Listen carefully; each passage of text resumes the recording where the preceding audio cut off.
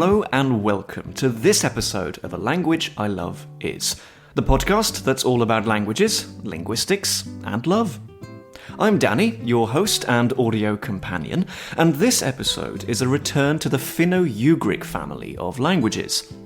We've previously had Estonian with Johanna Laakso and Mari with Jeremy Bradley, and today it's time to join Daria Zhornik on a linguistic journey to the eastern side of Russia's Ural Mountains to hear all about the Mansi language, or rather, languages. If you haven't already, please do consider subscribing to A Language I Love Is wherever you get your podcasts, and please do leave a review. So, without further ado, let's get stuck into Mansi.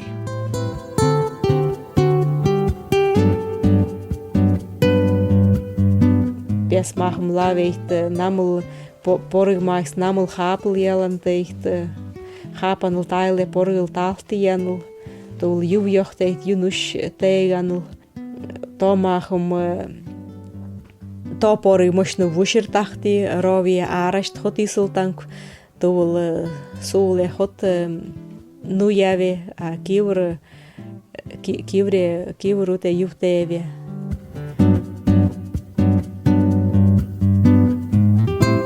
My guest today, joining me from Munich, is Daria Zhornik. Daria is a PhD candidate there in Munich. She actually holds two academic affiliations, firstly at the Ludwig-Maximilians Universität in Munich, but also at the Institute of Linguistics at the Russian Academy of Sciences, specifically within the Research Center of Preservation, Revitalization and Documentation of the Languages of Russia, which is excellent because these are all themes that we're going to be talking about today. So really, first things first, Daria, thank you so much for joining me today, for doing this. And how are you, and how is life in Bavaria at the moment?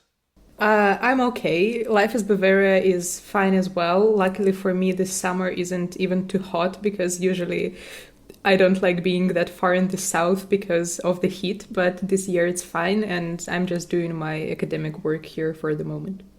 Fantastic. Well, the way that this podcast works is that we're going to be talking very passionately and interestedly about one particular language today. And really, I'd like you to introduce this language for us. So, in short, and then we can get into the details, what is a language that you love, Daria, and would like to talk about with us today? A language that I love is Mansi, and if we're getting into the specifics, it's Northern Mansi, but we will discuss the terminology a bit later. And it is a Finno-Ugric language, so a Uralic language spoken in Western Siberia in two adjacent regions of Russia there. One of them is called Khanty-Mansi Autonomous Okrug, where Khanty and Mansi, these nationalities, are even in the name, and Khanty is the closest relative probably to Mansi, and both Khanty and Mansi are language groups, small language groups, which have several varieties. For example, Khanty today has at least northern and eastern variety, probably Western as well, as far as I remember. And Mansi today has only one living variety, which is Northern Mansi. And that's why we usually call Northern Mansi just Mansi for the sake of simplicity, because it's the only living language of the Mansi subgroup. But earlier we had four languages, which were Southern Mansi, Eastern Mansi, and Western Mansi, and also Northern Mansi. And the other area where Northern Mansi is spoken today is the next region to Khanty-Mansi Autonomous Okrug. It is called Sverdlovsk Oblast. And the two Mansi communities there are quite different.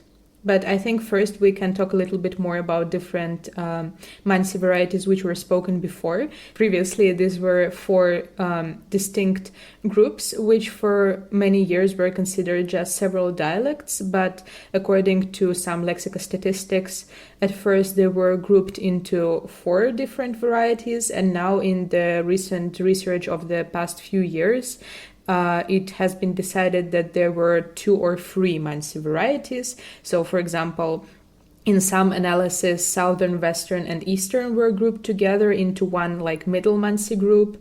In other approaches, I think it was just Southern and Western, if I'm not mistaken, or Southern and Eastern. So the number of Mansi languages is somewhere between 2 to 4. But the thing that is clear is that these are not just dialects, they're separate enough to be considered different languages, and Northern Mansi is definitely a separate language from all the other varieties, so it is quite distinct. And when you compare archival data from like the early 90s, for example, gathered by Arturi Karnisto in 1901-1905, you can clearly see a lot of differences, both phonetic and some grammatical differences as well. For example, in I think all other Mansi varieties except for the northern one, there was an accusative case in M. In Northern Mansi, there is no accusative case, and it has been lost quite a long time ago, and only personal pronouns have a so-called accusative form, but it is not a case marker, it's just the addition of a possessive marker of the same person and number to the personal pronoun itself. For example, tau would be the third person singular pronoun, so he, she, or it, because Mansi languages don't have gender as well as other Uralic languages, so the third person pronoun is same for all genders. Semantic genders, not grammatical genders.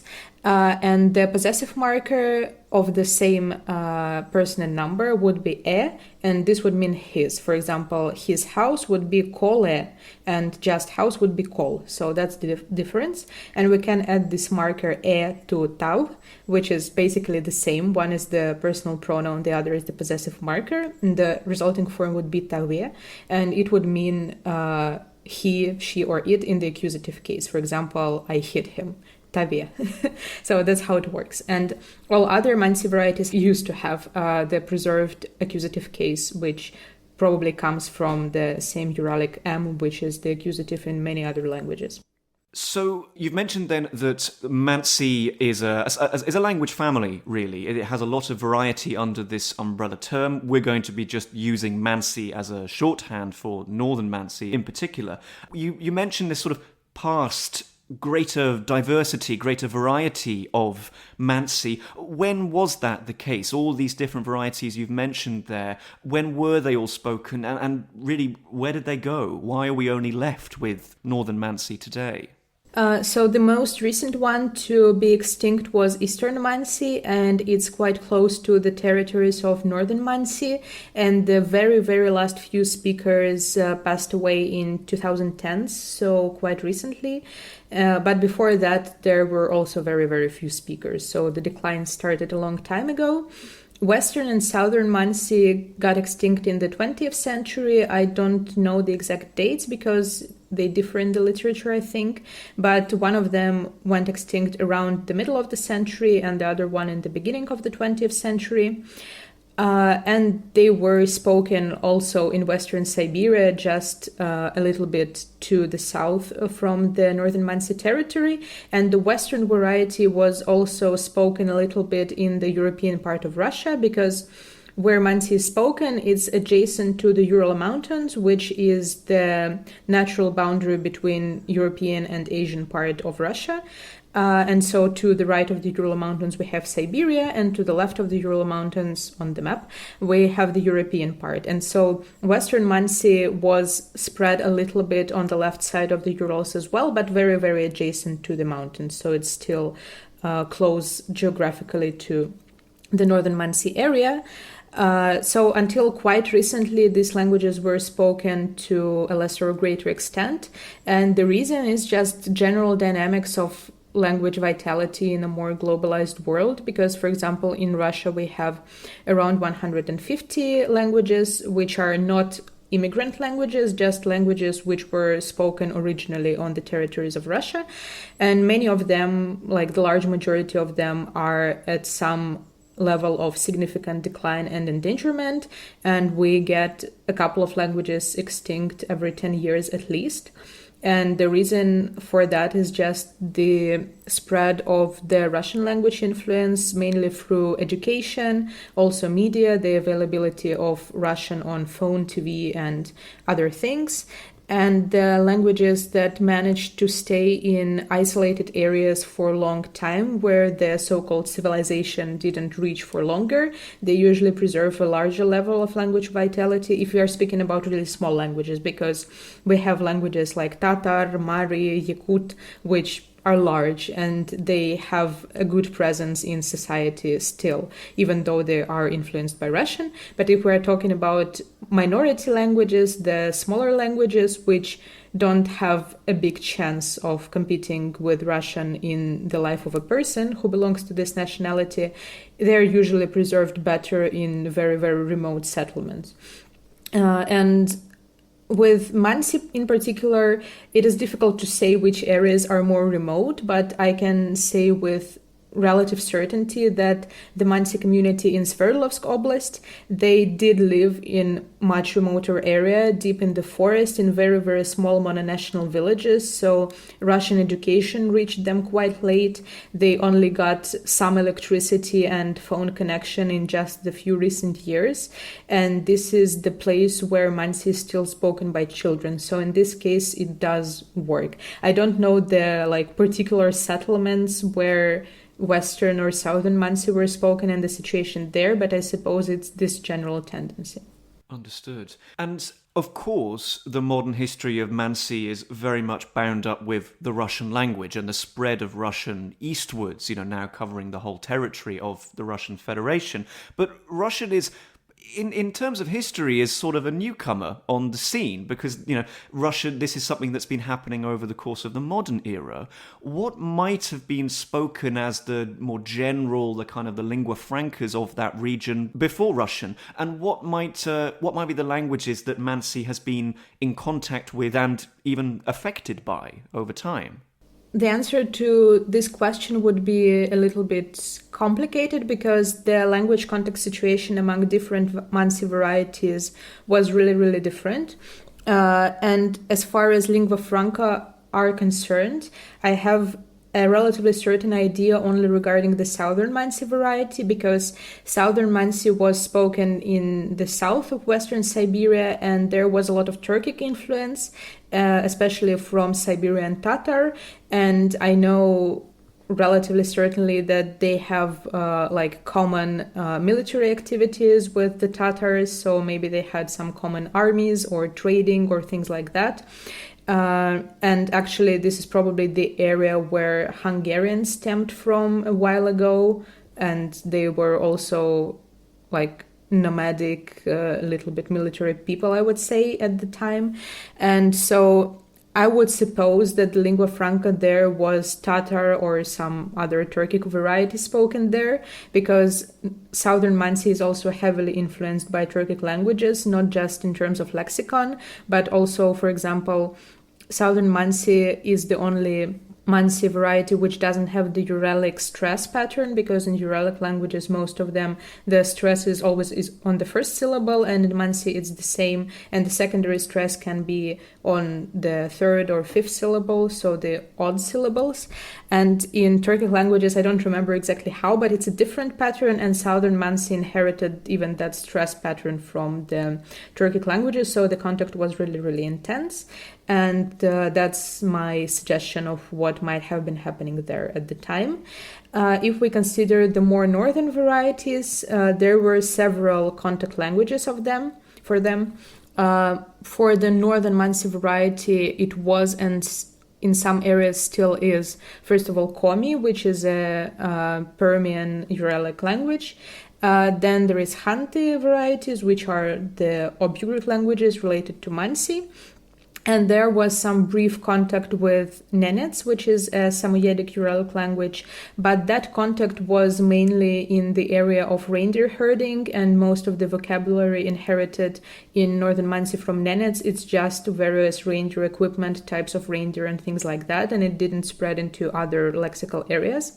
But with Komi and Khanty, it was more in depth, and there still are settlements where Northern Mansis and Komi live together, and also with Khanty Hanti. And I believe that in those areas there was no lingua franca and that people just spoke each other's languages there. For example, in current settlements like Saran Paul, for example, it has a Mansi name, but in Mansi it means the Komi village. So both Mansi and Komi live there, maybe in an equal ratio, more or less. And there are definitely people who speak both Komi and Mansi, and it's not something unusual. And probably there were people who spoke both Mansi and Hanti as well, because there is the Ob dialect of the Northern Mansi language, which is spoken closer to the Hanti area around the Ob River, which is to the east. And that language, that dialect has a lot of phonetic and lexical influence from Hanti, so I suppose that the speakers also did or do speak Hanti. And I would say that's about it. And the other main contact language is Russian. So the situation is somewhat like that. Now, I'm very happy that you mentioned Hungarian there, because Hungarian is, well, let's say that if you're growing up as a European linguist, as I did, you go to university, you might learn about Hungarian as a European, not an Indo-European, but a European language. You might have heard of Mansi because it's kind of this claim that you'll find in linguistic textbooks and the like, that Mansi is actually the closest relative to Hungarian. Now, this really interests me because they are separated by so much geography, miles upon miles upon miles away from one another, and also so much time. I mean, Hungarians have been in what is now Hungaria, speaking this language since the 9th century AD. So we're looking at some serious separation between Mansi and Hungarian. So my question is, how do we know that? Why do we think that these two languages have an especially close relationship? And also, if we got a Mansi speaker and a Hungarian speaker in the same room, would they understand much? Yeah, that's quite a popular question about Mansi, I would say. The situation is that all the Ugric tribes used to hypothetically reside in the past somewhere in Western Siberia, around generally where Mansi is spoken today. But then Mansi kind of stayed in the area and also moved a little bit to the north. So it is hypothesized to be in like southwest Siberia, probably where Southern Mansi is spoken maybe. And Northern Mansi is moved up north. And Hungarians at some point decided to leave and do some nomadic adventures. And so they did go all the way from southwestern Siberia through all these other areas and countries until they reached the area where they settled in modern Hungary. Again, I don't know the history of that in great detail, but that's the general process of how it happened.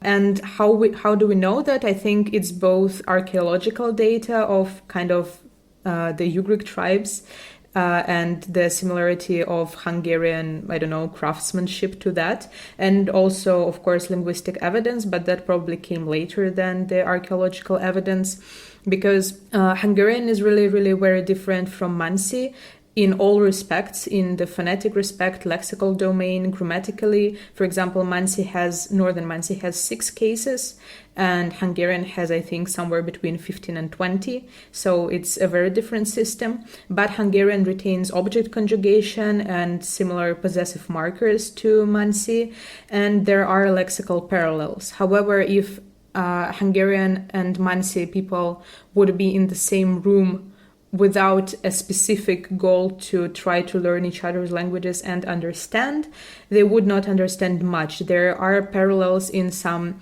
basic vocabulary. I think words like water, boat, maybe hand, things like that, they are similar. I don't know Hungarian, unfortunately, so I can't provide confident examples, but I know that words like this are etymologically the same and they look relatively similar. Then the numbers are also quite similar. From 1 to 10, they are similar. For example, I remember that Hungarian 3 is something like Hörum, maybe different pronunciation, I'm sorry for that. And in Mansi it would be Hurum. And for example, Hungarian 1 would be Ed, I think. And the Mansi is akf, which is not very similar, but it is etymologically the same. So there are these sound change processes which make it the same word. So yeah, there are parallels, but if we try to communicate between just a normal Hungarian and a normal Mansi, they wouldn't understand each other that much. But I heard from Mansi people that when Hungarian researchers came to study them, they could speak Mansi better because they have something in common with the language. But these were people who put some effort into learning Mansi and communicating in Mansi. But usually Mansi people says that for Hungarians it's easier than for Russians because the language is closer. So I would say that. Understood, but we're really getting down to the basic details, some vocabulary, some sort of grammatical structures, lexical structures, but yeah, nonetheless. Well, that satisfies me because that was really a burning question that I had at the forefront of my mind. So super, great answer there. Thank you very much. Really, I think we should bring the conversation forward in time from these, this hypothetical common point of origin between Mansi, Hungarian, other Finno-Ugric languages, and talk about what we do know, we do have evidence for with Mansi. Do I have it right that the first sources for this language or these languages come from the 19th century? Is that right? And then what's been the story of Mansi since then in terms of its survival and its vitality? Okay, so regarding the earliest sources, if we're talking about like full texts in Mansi, this would be 1840s, the field trips of Antal Reguli. I don't know how he's pronounced because again, Hungarian is not my strong suit. So his recordings were from the 1840s, and there he had ethnographic material, but also some sample texts in Mansi, in different Mansi varieties. So that's where the first text examples come from. But there are some like lexical dictionary type materials from earlier. For example, I know that around the middle of the 18th century, there was a person who was gathering lexical lists from various languages of Russia, I think on the order of the Russian Empire, something like that. And these are called the Dictionary of Pallas, and Pallas is his surname, and it has some Mansi lexicon as well. So I think the earliest data at all would come from around that time, but if we're talking about something more complete and also probably better in terms of quality, because Reguli was specifically studying Mansi and not just all languages he encountered, that would be the middle of the 19th century. With regard to the modern situation, so as I mentioned, Mansi is spoken in two regions, and maybe it didn't at the time sound significant that I point this out, but the situation is that the two communities living in these two areas are quite different, and they are administratively and geographically separated, and the social linguistic situation in them is quite different as well.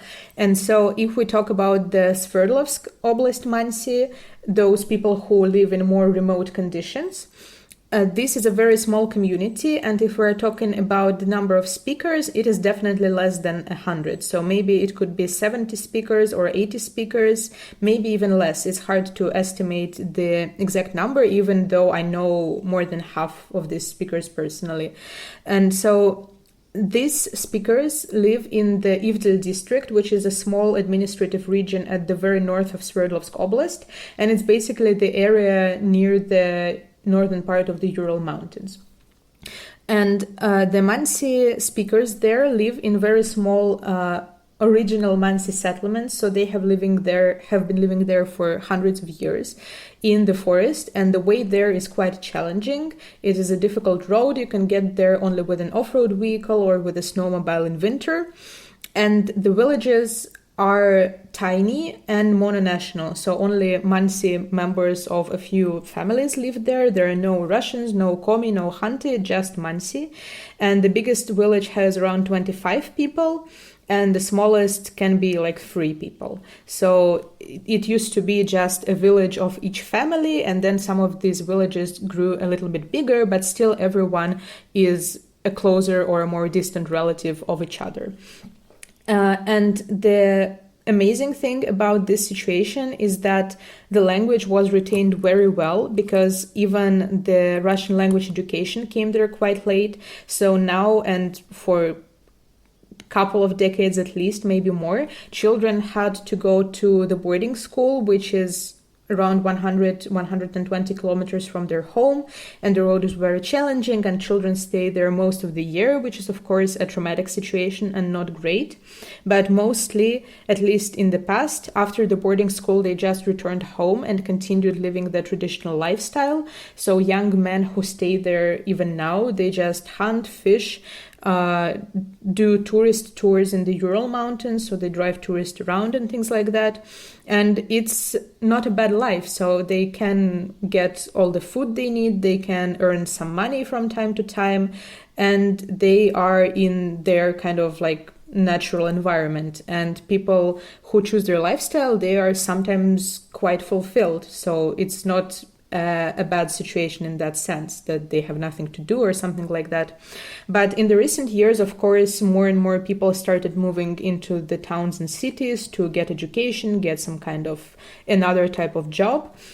And less people have been staying in the villages, and also some internet arrived there, so people are more connected to the wider world, which is again not good, not bad, just how it is. And until a few years ago, all the children in these villages spoke Mansi, so it was their first language, and many of them didn't know Russian at all when they came to the boarding school, and they had to learn Russian only when they were like 6 or 7, which is quite late, because right now everyone else are Russian bilinguals from birth. In the best case. Sometimes they're Russian monolinguals. But the youngest children, several of them, they don't speak Mansi right now. They understand it quite well, but they don't speak. But in each case, it's a personal situation. For example, one kid, he is from that mononational Mansi village, but when he was little, he used to spend a lot of time in hospitals, and most of the people with whom he interacted were Russian nurses, and so he got used to speaking more Russian than Mansi. Another girl is just from a mixed family. She has definitely like a Russian father or something, and they live in town.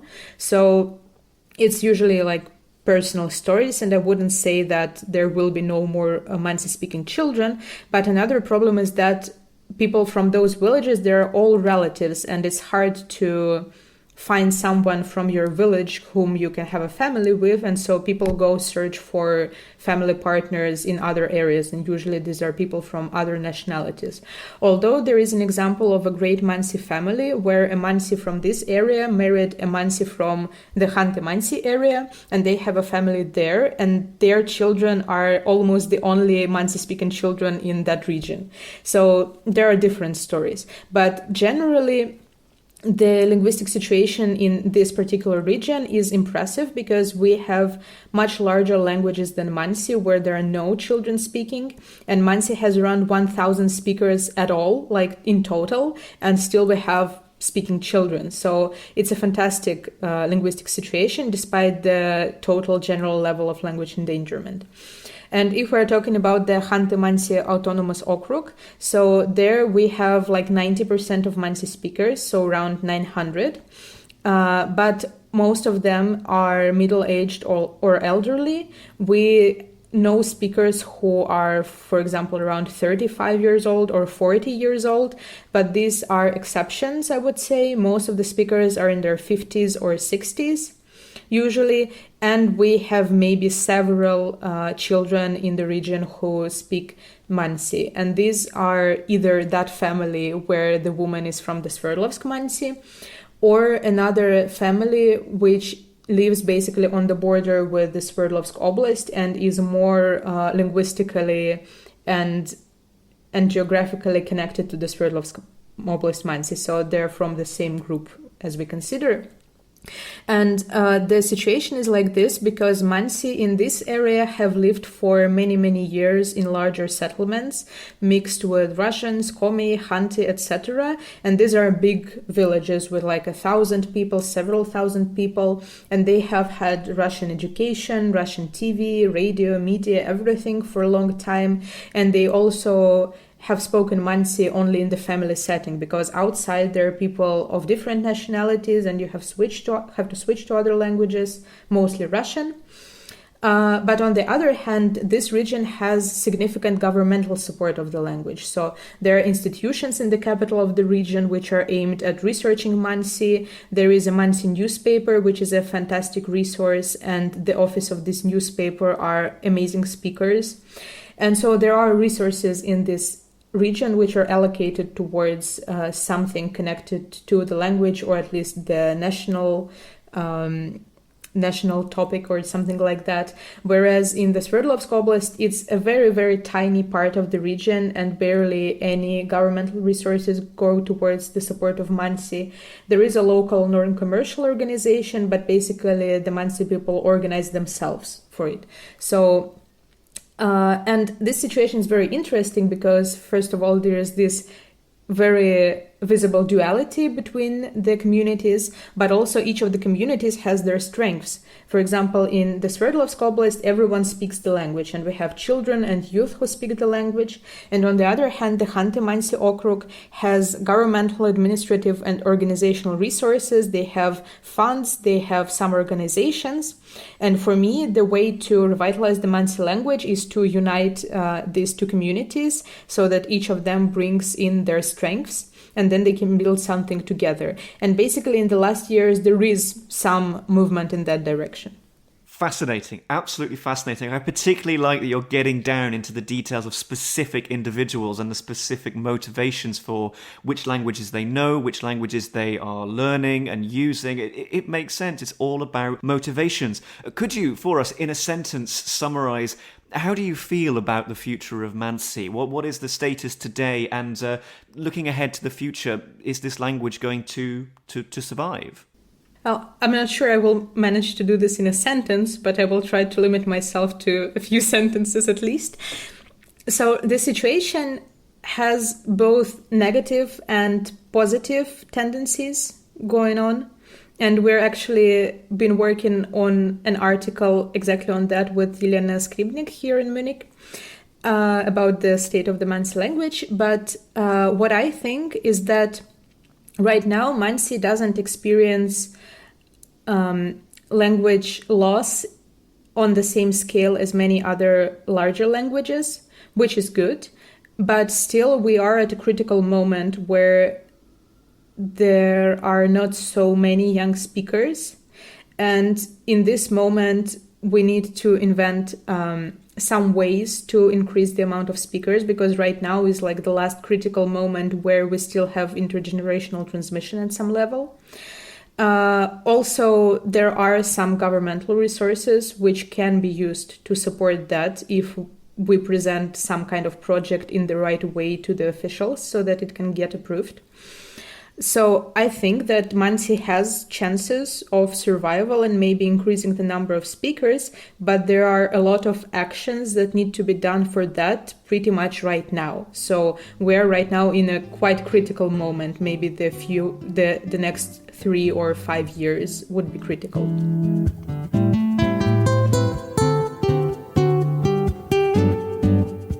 After that superb and fulsome language biography teaching us so much about the history of Mansi, the status of the language or languages today, really I'd like to, concentrate on you, Daria, and what is your relationship to this language? How did you come to know and care about Mansi so much? And also, what do you do with this language in your daily life as a researcher and a documenter of Mansi?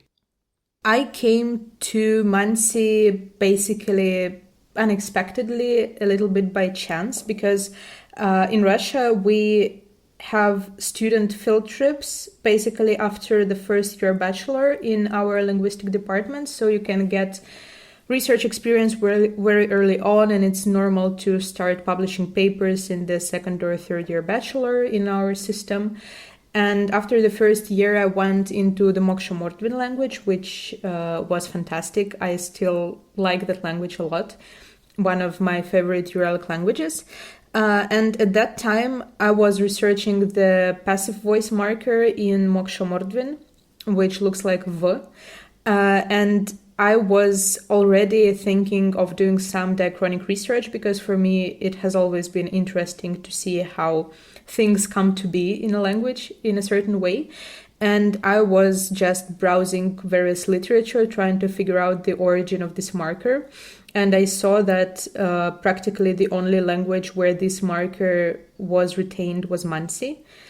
In Mansi, the passive marker looks like we, so it's similar. And I started looking for literature on Mansi, and I saw that the descriptions were not that many and not that thorough.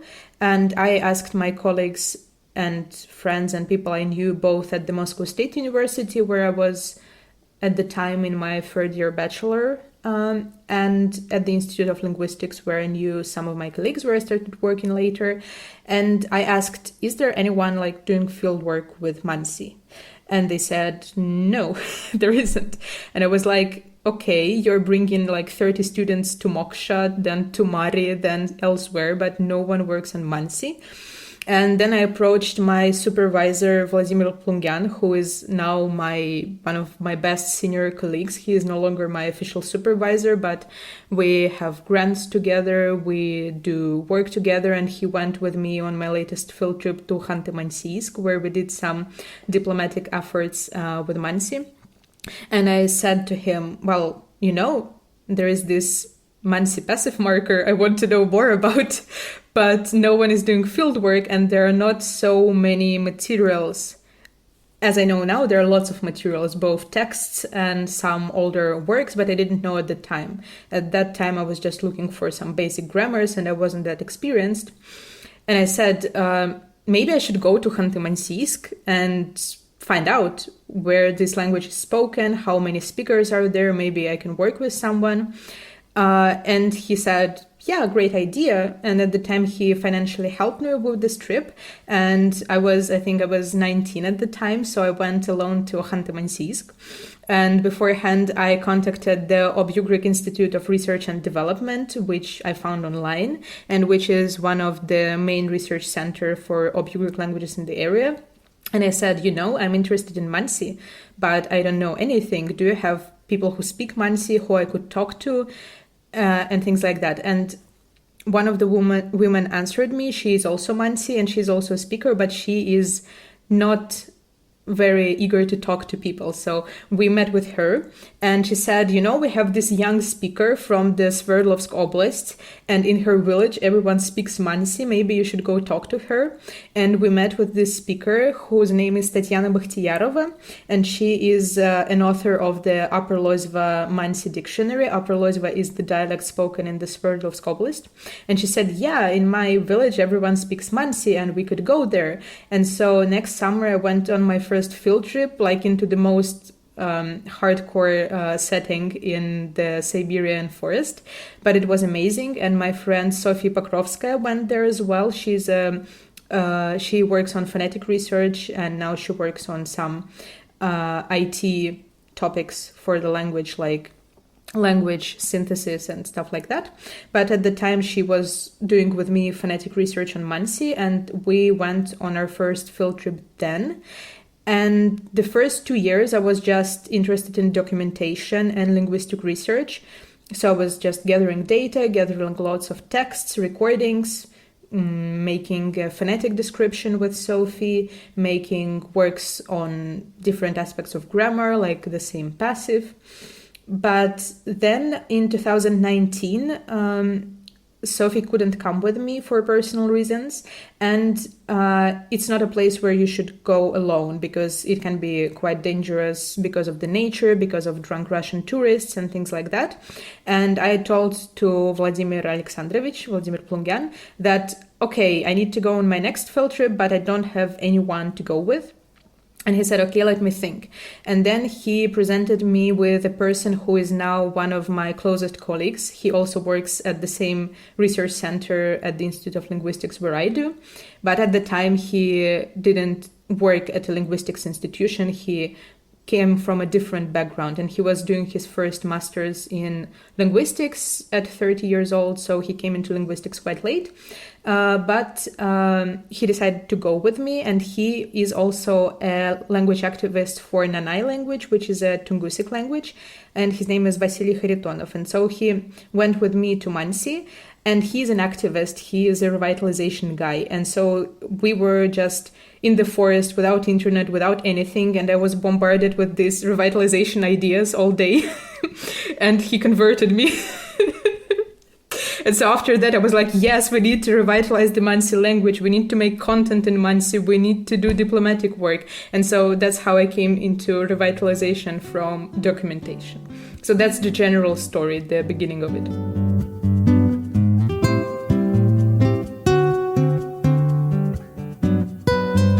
Right, so question 2, as always from me, is a simple one, which is, what is something that you love about Mansi? What is something in particular about Northern Mansi that you would like to share with us as a particularly cool feature of this language? Yeah, so of course I love a lot of things about the Mansi language and some very weird in-depth theoretical stuff, but the thing I wanted to share with you is, I think, much more fun and on the surface, which is not bad, which is also great. And Mansi has a very interesting situation of linguistic taboos, which are connected to different animal names. And I am very curious about how this came to be, because Hanti doesn't have that. But what Mansi has is that there are very, very few animal names which are normal, like just one word, random word, like a cat. Nothing in the word cat says anything about what the cat is.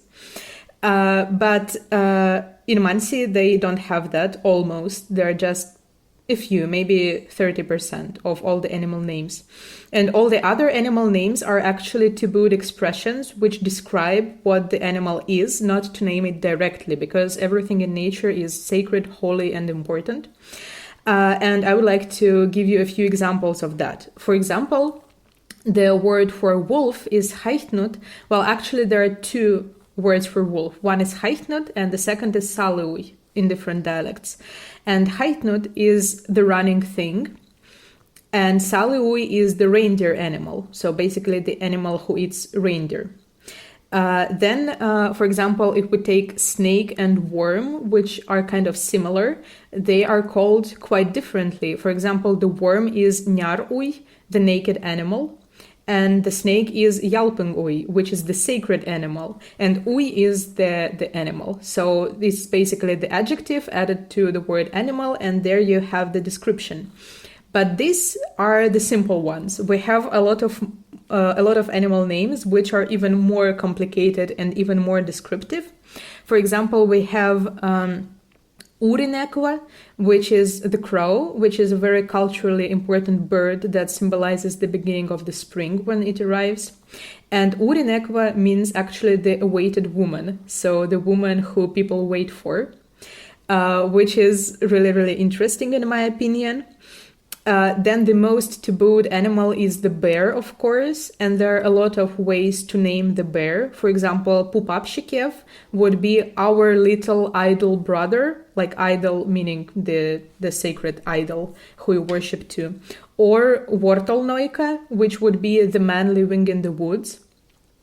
But the bear is an exception. It has many names, and also the body parts of the bear are tabooed.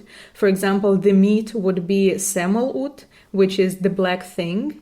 The liver would be hulach, which is the raven, and I have no idea, but the liver of the bear is the raven. The head is the roof. The fur is a word for a human fur coat, like which the human would wear, like a piece of clothing. The claws would be hooks, etc. And there are actually mythological themed works which analyze the body of the bear like some kind of microcosmos for the Mansi world picture. And basically there are objects inside the bear which are significant and which are not just body parts, but it is kind of a little universe inside the bear. Yeah, and this is really, really fascinating for me. And there are many more animal names like this. For example, if we go to the even more evident and funny ones, for example, the mole would be the animal with naked hands, or the bat would be the animal with cloth wings. So that's how it works in Mansi. I have no idea why. I haven't seen it anywhere else. And I think it is a really fun thing to share. It really is. It absolutely is. It's so lexically inventive. I think that's wonderful, all of these features. I wouldn't think of a mole's hands as being the defining feature, but I'll let Mansi speakers to create these things on their own terms.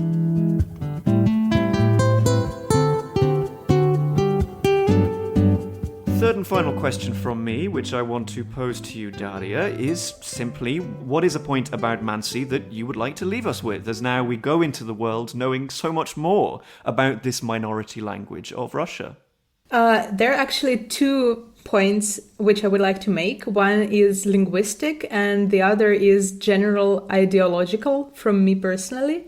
So the linguistic one is another feature of Mansi I would like you to know. So we have so-called preverbs in the language, which are basically verbal prefixes, but with more autonomy than, for example, German prefixes. So some of them can function as adverbs and as preverbs. For example, you've, which is an adverb initially meaning home, it means as a preverb inside. For example, you've minasum, I went home. And here it would be an adverb more like, but then we can have something like you've tesum, ate home, I ate something home, which would mean I just ate something. It means I ate something inside myself. So this is nice. But then there are even more crazy conceptualization within the preverb domain, which are really culturally motivated. For example, there is a pair of preverbs. One of them is pag and the other is naluv. And pag means away from water or fire, and naluv means towards water or fire. And the examples for these preverbs would be really, really unexpected, I would say. For example, if we want to say that he dragged something onto shore, I could say pag harteste, dragged away from water, which is understandable. But then we could use pag to say something like he sat down in a corner, and this would be pag unterste, he sat away from the fire. Why is that? Because the center of the house is the fireplace, and if you sit in a corner, it's a remote place from the fireplace. And you can use pag here, and it would be natural, and it would be less natural to say he just sat literally in the corner, because there is a word for the corner, but you wouldn't really use it here. You would just say away from the fire. Which is really interesting. And in the similar manner, you can use naluv to mean towards water or fire, and you can say tav naluv jochtes, he came naluv, and it could mean either he came down to the river or he just went to the fireplace, for example, to put something into the cauldron. And this is a really interesting conceptualization. And it took a while to figure out what these two mean based on just some random set of examples, like get something onto shore, sit in the corner. What does that mean? But it means away from water or fire. And my second point would be probably a little bit unexpected, but I want everyone to know, not just about Mansi, but also about Mansi, that if you encounter a language with 100 speakers and you think that it's interesting and fun, it is always possible to still learn it. You don't have fancy video courses or private tutor, but there are still materials. There is the Mansi newspaper. Right now it's even voiced, so you can listen to the Mansi newspaper and read it at the same time, and it's a great way to learn more about the language. And so if you're interested in learning Mansi in any way, both for theoretical research reasons or just to speak it as another exotic language that you can say something in, you can always contact me and I will share some materials which can help you. Wonderful. That's a really nice point to end on. And yeah, I'll share some contact details in the show notes so that people can get in touch if they have Mansi related queries. Great stuff. Daria, that's no more from me. I have no more questions. All I can say is just thank you so much. I learned a great deal, sat here listening to you, and I dare say the listeners did too. Well, till the next time, perhaps, with another language that you speak. But for the moment, thank you so much. It's been a pleasure to learn about Mansi today. Yeah, thanks a lot for inviting here. I had great fun here as well, and I hope our listeners will find Mansi enjoyable and interesting.